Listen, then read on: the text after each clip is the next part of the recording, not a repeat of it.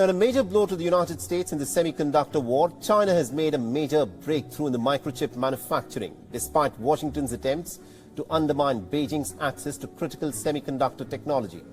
Now, according to reports, Huawei Technologies, the Chinese telecommunications giant, and also SMIC, China's top chip maker, have built an advanced 7-nanometer processor to power its latest smartphone, the Huawei Mate 60 Pro. The teardown videos of the new smartphone show the phone powered by the new Kirin 9000 chip made entirely in China by SMIC. In the world of global economics, nothing stirs the pot more than two of the most powerful nations gearing up for a clash. And this time it's not about military might, territorial disputes, or trade wars, it's about chips. Yes, those tiny pieces of silicon that have become the heartbeat of modern technology are now at the center of an escalating confrontation between Japan and China. But here's the thing. What seems like a straightforward economic maneuver by Japan might trigger a massive economic backlash from China, with repercussions that could shake the very foundation of Japan's industries. The semiconductor industry, a pillar of global economic growth, has become a battleground for U.S.-China rivalry. Welcome to our channel, where today we dive into this high-stakes economic standoff and explore the deeper implications of Japan's decision to restrict semiconductor equipment exports. What happens when a country like Japan, in alliance with the U.S., takes a bold step to cut off China's access to critical chip-making equipment? Could we be witnessing the beginning of a full-blown economic retaliation from China? And more importantly, will Japan be able to weather the storm, or is it about to face a catastrophe that could cripple its industries, most notably its automotive sector? Stay with us till the end as we dive deep into the looming economic showdown between Japan and China, the rising tensions over chip restrictions. At the center of this unfolding drama is Japan's decision to restrict the export of 23 types of semiconductor manufacturing equipment to China. This move, aligned with the U.S. strategy, is aimed at stifling China's ability to produce advanced chips and area technology with implications far beyond simple gadgets. Semiconductors are critical for everything from smartphones and computers to military applications and AI systems, making them one of the most valuable assets in today's world. Japan's restrictions on these vital pieces of equipment are a direct blow to China's technological ambitions. Without access to Japan's cutting-edge semiconductor machinery, China's quest to become a global tech leader faces significant roadblocks, and China isn't taking this lightly, according to Bloomberg. We just reported this week on how global investors focused on an earnings report from AI chip maker NVIDIA. It's one of the most valuable companies in the world now, along with Microsoft and Apple. Growth is exploding in this sector. By 2030, the global semiconductor industry is predicted to be a $1 trillion industry. Not surprising when we see how chips are infiltrating every sphere of human activity. China has issued a stern warning to Japan, making it clear that if Tokyo proceeds with these restrictions, there will be economic retaliation.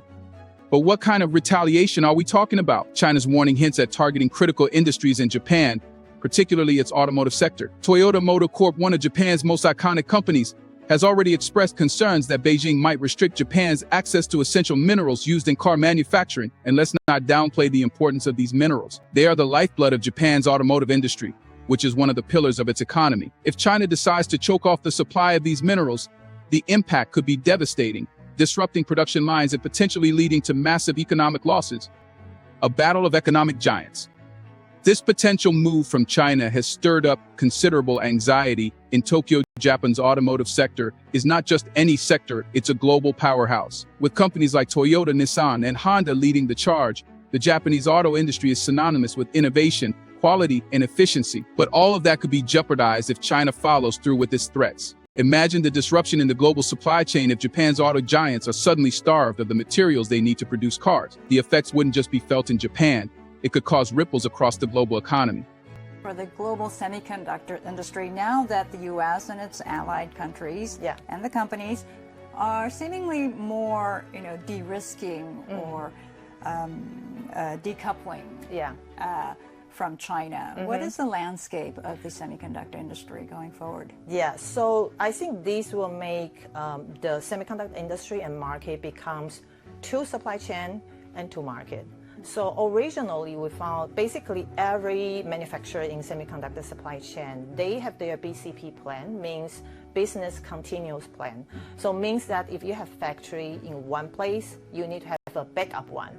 But originally, before the China-US intention, you can have that in one country. But after the new tensions, you cannot have that one in one country. So that makes the supply chain becomes two. One is for China business, the other is for non-China business. So in this case, you will see that the cost actually definitely will be increased for this player and manufacturer in this field. So how to balance the risk and cost will be the key consideration for the supply chain. And the other one, I would say, it will be two markets in the future, so China and non-China. So like these leading players like NVIDIA or Intel, AMD, you know that China is still a very big market. It's the second largest one in semiconductor consumption. That takes around 20 to 25% of like NVIDIA, AMD, or Intel, their business. So with this leading country, they cannot ignore China. So how to make still the balance between the two governments and two markets, and how to win both of the market will be the one that they are trying to figure out. And here's the irony. While Japan is trying to choke off China's access to semiconductor manufacturing equipment, it might inadvertently end up crippling its own industries. The automotive sector, which relies heavily on China for minerals like rare earth elements, would be hit hard. This is the ultimate chess match, and Japan's move could trigger a brutal counterattack from China that leaves the global economic landscape in turmoil. China, through its foreign ministry, has made its position clear.